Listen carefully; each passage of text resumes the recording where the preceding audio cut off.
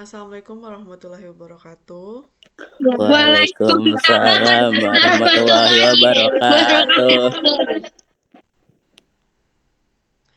Terima kasih teman-teman karena sudah menyempatkan waktunya untuk mengikuti mini seminar yang saya adakan. Sebelum masuk ke materi, saya akan memperkenalkan diri saya terlebih dahulu. Nama saya Rike Dian Puspita, mahasiswa dari Universitas Pelita Bangsa, Fakultas Ekonomi dan Bisnis dengan program kejuruan Sumber Daya Manusia. Selanjutnya, oke, dalam tema mini seminar ini saya akan membawakan tema tentang dampak tersangkutnya kapal Ever Given terhadap perekonomian global pada terusan Swiss. Yang dimana tugas ini dibuat untuk memenuhi nilai ulangan tengah semester mata kuliah ekonomi internasional. Selanjutnya, oke, sebelum masuki materi inti, kita harus tahu dulu nih, ekonomi global itu apa? Ekonomi global biasa disebut dengan perdagangan global. Perdagangan global adalah pertukaran barang dan jasa antar negara yang memungkinkan negara-negara untuk memenuhi kebutuhannya yang tidak dapat mereka hasilkan sendiri dengan efisien. Ini melibatkan ekspor, impor, tarif, dan perjanjian perdagangan dan berbagai kebijakan ekonomi lainnya. Adapun contoh perekonomian global, globalisasi di bidang produksi, globalisasi di bidang investasi, globalisasi di bidang konsumsi, dan yang terakhir perdagangan online. Oke, saya akan menjelaskan secara singkat mengenai globalisasi di bidang produksi. Globalisasi di bidang produksi tercermin dalam kolaborasi lintas negara dalam pembuatan suatu produk. Sebagai contoh, sebuah gaun pengantin diproduksi dengan bahan baku kain dari India, kancing-kancing dan perhiasan dari Hong Kong, dan rancangan desain dari Prancis. Di sini, negara-negara saling berkolaborasi tanpa batasan teritorial, memperlihatkan hasil kerjasama global.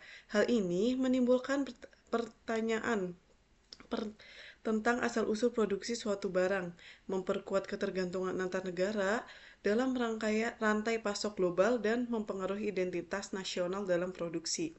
Kemudian, globalisasi di bidang investasi. Globalisasi di bidang investasi mencakup penanaman modal asing dari satu negara ke negara lain. Contohnya, perusahaan Jepang mendirikan pabrik mobil di Indonesia, sementara warga Indonesia dapat membuka pabrik kerajinan rotan di Belanda. Dampaknya, pertumbuhan ekonomi di negara penerima investasi akan terdorong meningkatkan kerjasama ekonomi antar negara dan membuka peluang ekspansi bisnis di pasar global. Kemudian, globalisasi ekonomi di bidang konsumsi. Globalisasi di bidang konsumsi ditandai dengan adanya perdagangan bebas dunia, di mana produk konsumsi dari suatu negara bebas masuk ke negara lain tanpa hambatan atau bea masuk. Contohnya, gerai makanan cepat saji seperti McDonald's tersebar di berbagai negara dengan menu yang beragam. Contoh globalisasi ekonomi ini akan memperluas akses konsumen terhadap produk global, memperkaya variasi barang dan jasa yang tersedia, dan menciptakan homogenitas konsumsi di tingkat global. Kemudian, yang terakhir ada perdagangan online. Perdagangan online menjadi fenomena yang tak terhindarkan dalam era globalisasi ekonomi. Aplikasi e-commerce seperti Alibaba, Shopee, dan Tokopedia memfasilitasi transaksi lintas negara, memungkinkan konsumen dari berbagai belahan dunia untuk membeli produk dari negara lain dengan mudah. Dampak dari adanya perdagangan online adalah memperluas jangkauan pasar bagi pelaku usaha kecil dan menengah, mendorong pertumbuhan ekonomi digital, dan menciptakan lapangan kerja baru dalam industri e-commerce. Selanjutnya, adapun tujuan perekonomian global, yang pertama, memperluas pasar secara global, kemudian meningkatkan hubungan politik dan diplomatik dengan negara lain, yang ketiga ada meningkatkan kesejahteraan sosial masyarakat, dan yang terakhir membantu suatu negara dalam diversifikasi ekonomi. Selanjutnya, oke, karena ini kita membahas mengenai kapal ya, kita harus tahu dulu nih, pengiriman barang via laut. Pengiriman barang via laut itu adalah proses transportasi barang skala besar melalui kapal kargo ini merupakan metode yang telah lama digunakan dan terus berkembang, memberikan solusi efektif untuk mengirim barang antar negara atau benua. Dengan kapasitas yang lebih besar dan biaya yang relatif lebih rendah dibandingkan menggunakan pengiriman udara. Metode ini menjadi pilihan utama bagi banyak bisnis di seluruh dunia. Selanjutnya, kapal Ever Given. Kapal Ever Given adalah sebuah kapal peti kemas kelas Golden yang saat ini menjadi salah satu kapal kontainer terbesar di dunia. Kapal ini dimiliki oleh Soi Kisen Kaisa atau anak usaha dari Imabari Shipbuilding. Dioperasikan oleh Evergreen Marine dan diregistrasikan di Panama. Selanjutnya, kapal ini disewa dan dioperasikan oleh perusahaan pengangkut dan pengirim peti kemas yakni Taiwan Evergreen Marine Corp Ltd. Nama Evergreen ini dipopulerkan berasal dari nama perusahaan tersebut. Selanjutnya, terusan Suez. Ya, kita membahas terusan Suez. Terusan Suez ini adalah jalur yang akan kita bahas ya. Terusan ini berlokasi di Mesir dan menghubungkan antara Laut Mediterania dengan Laut Merah dengan panjang 193 km. Awal dari terbentuknya terusan ini adalah pada tahun 1854, Ferdinand de Lesseps mendapat konsensi dari Seyds Pasha untuk membangun terusan. 10 tahun dihabiskan untuk membangun terusan ini, dimulai dari 1859 hingga 1869. Barulah pada 17 November 1869, terusan ini diresmikan. Sejak awal diresmikan, cukup banyak konflik dan sengketa yang terjadi pada terusan ini. Dimulai dari pembelian saham terusan ini oleh Inggris, penasionalisasian terusan ini oleh Mesir pada tahun 1956 yang menyebabkan krisis Suez, hingga penutupan karena Perang 6 Hari pada tahun 1967 hingga 1975. Hingga saat ini, kepemilikan terusan Suez sepenuhnya dipegang oleh Mesir dan dikelola oleh Swiss Canal Authority atau SCA, sebuah badan milik pemerintahan Mesir. Selanjutnya, pentingnya terusan Suez bagi perekonomian global. Yang pertama, jalur perdagangan strategis menghubungkan dua laut, rute utama pengiriman energi, dan efisiensi arah ramah lingkungan, dan yang terakhir dampak yang terhadap ekonomi global. Selanjutnya, penyebab kapal Evergreen atau kapal Ever Given tersangkut. Kapal Ever Given tersangkut di terusan Suez akibat terterjang angin kencang pada Selasa 23 Maret 2021. Terjepitnya salah satu kapal terbesar ini menyebabkan pengiriman komoditas ke Eropa terhambat karena posisi kapal menutup salah satu jalur pelayaran terpadat di dunia. Kapal yang dioperatori oleh Evergreen Marine ini memiliki panjang keseluruhan 399,9 meter dengan lebar lambung 58,8 meter. Ever Given juga memiliki tinggi 32,9 meter dan tones 220.940 gross tones. Kapal ini memiliki bobot 199.629 ton dengan kapasitas peti kemas mencapai 20.124. Dengan panjang tersebut, Ever Given lebih panjang dari Menara Eiffel di Paris, Prancis, yakni 324 meter, 3 kali lebih tinggi dari Monumen Nasional atau Monas yang di Jakarta, yaitu 132 meter atau hampir setinggi dengan Menara Petronas di Malaysia, yaitu 451 meter. Selanjutnya, saya akan menjelaskan tentang dampak-dampak bagi perekonomian global. Selanjutnya, setelah 6 hari memblokir terusan Suez, kapal kargo Ever Given berhasil dibebaskan pada Senin 29 Maret 2021. Dampak yang terjadi terhadap Eropa itu ke arah utara selatan itu Eropa utara, yang dimana Eropa Utara dan Eropa Barat itu penyumbang kargo terbanyak yaitu 115 juta ton kargo, disusul dengan negara-negara Laut Hitam 107,64 juta ton. Kargo-kargo ini paling banyak menuju negara-negara Arab di Laut Merah yaitu seberat 150 juta ton dan ASEAN 124,54 juta ton, yang dimana banyaknya barang-barang ini terhambat untuk mencapai ke negara-negara tersebut akibat terjadinya tersangkutnya kapal tersebut. Selanjutnya, dampaknya terhadap ASEAN.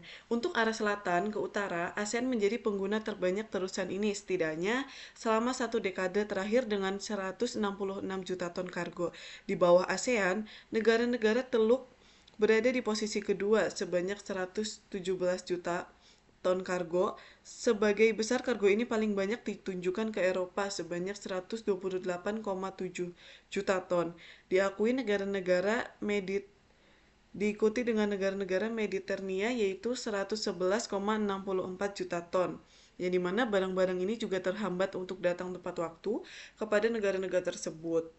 Selanjutnya, dampak terhadap migas. Kemudian harga minyak yang belakangan ikut terkerek naik karena tertundanya pengiriman.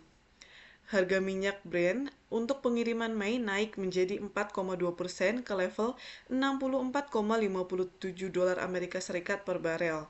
Yang dimana minyak West Texas Intermediate atau WTI pengiriman minyak pada Mei juga naik dari 4,1% menjadi 60,97 dolar Amerika Serikat per barel. Menurut Swiss Canal Authority, sekitar 23,14% kargo yang melewati terusan Swiss memang didominasi oleh migas. Selanjutnya, untuk dampak terhadap negara kita sendiri atau dampak terhadap Indonesia, menurut ekonom dari Universitas Indonesia, Fitra Faisal, hal ini tidak terlalu berdampak signifikan ya, karena perdagangan Indonesia masih didominasi oleh negara-negara Asia. Menurut data Badan Pusat Statistik atau BPS, 32,78% pangsa impor non-migas didominasi barang dari Cina, disusul oleh ASEAN 19,1%, sementara pangsa ekspor masih sebagian besar ditunjukkan pada Cina 20,5%, disusul ASEAN 20,78%, dan Amerika Serikat 12,92%. Porsi perdagangan Eropa yang paling terdampak dari terhambatnya terusan Suez cukup kecil. Porsi ekspor Indonesia ke Eropa hanya 7,84%, sementara impor hanya 6,67%. Lalu lintas perdagangan kita ke Eropa belum seaktivitas di timur, jadi tidak terlalu signifikan di jangka pendek. Kemudian, dampak terhadap Arab. BBC mencatat kerugian yang ditimbulkan insiden ini cukup signifikan. Ada lalu lintas kargo senilai 9,6 miliar dolar Amerika Serikat per harinya atau setara 134,4 triliun dengan kurs 14.000 per dolar Amerika Serikat. Perdagangan dunia diperkirakan harus menanggung rugi 6-10 miliar dolar Amerika Serikat per pekan atau setara 84-140 triliun per pekan. Terus kemudian dampak pada ekonomi Mesir juga signifikan karena lalu lintas perdagangan di sana berkontribusi sebanyak 2% terhadap BPD negara tersebut. Terus kemudian Bloomers mencatat ongkos kontainer ukuran 40 kaki dari Cina ke Eropa naik sampai menyentuh level 8.000 dolar Amerika Serikat. Kenaikan ini melanjutkan tren mahalnya ongkos kontainer yang sudah mahal selama 2020 akibat pulihnya perdagangan Cina, tetapi tidak diiringi dengan normalisasi jumlah kontainer. Selanjutnya, dari dampak kerugian di atas, banyaknya kerugian-kerugian yang dialami oleh negara-negara akibat tersangkutnya kapal Ever Given ini di perairan Swiss, apakah ada opsi lain melalui jalur laut yang sama? Oke, saya akan menjelaskan ya. Waktu Ever Given menghambat lalu lintas, kapal-kapal sebenarnya punya opsi untuk memutar lewat Tanjung Harapan, Amerika Serikat. Sayangnya, opsi ini tidak efisien. Kapal yang melewati terusan Swiss mampu menghemat perjalanan hingga 1 minggu ketimbang memutar dan membuat ongkos membengkak hingga 23%. Kemudian, opsi lain, kapal-kapal yang dapat melewati terusan Panama. Namun, kapal-kapal kargo tidak bisa melewati lantaran kedalaman terusan Panama hanya 13 meter, sementara terusan Swiss dalamnya 24 meter. Tidak heran, akhirnya kenapa banyak kapal rela menunggu sampai Ever Given dibebaskan. Reuters mencatat hingga Senin eh, ada 369 kapal mengantri. Kemudian setelah 6 hari memblokir terusan Swiss, kapal kargo Ever Given berhasil dibebaskan dan akhirnya kembali mengapung pada Senin 29 Maret 2023 pada pukul 4.30 waktu setempat. Kabar terbaru ini membuat negara-negara bernafas lega karena ini berarti jalur tersebut dapat kembali beroperasi dengan normal dan melayani lalu lintas kapal-kapal dari Asia ke Eropa maupun sebaliknya. Jalur ini amat penting bagi perdagangan dunia. World Economic Forum atau WEF mencatat terusan Swiss berkontribusi sebanyak 12% terhadap total perdagangan dunia dan sekitar 30% dari total volume kargo dunia harus melewati jalur ini. Terima kasih. Apakah ada pertanyaan, teman-teman?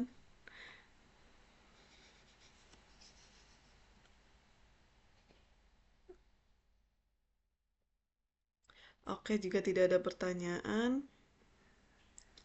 uh, izinkan untuk on kamera ya, sebagai dokumentasi.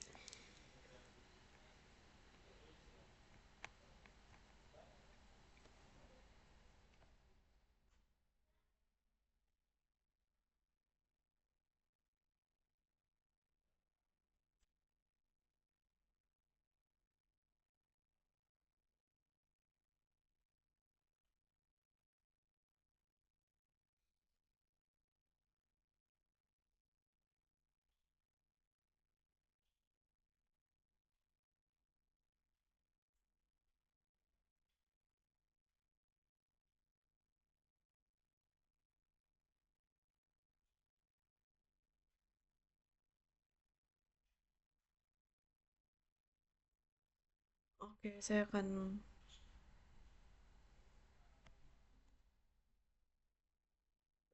dokumentasi.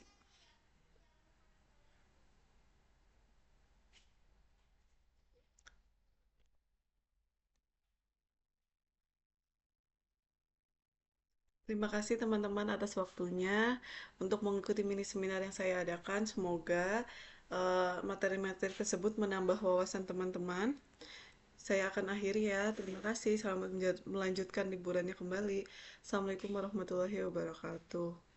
Waalaikumsalam Waalaikumsalam warahmatullahi warahmatullahi wabarakatuh. wabarakatuh.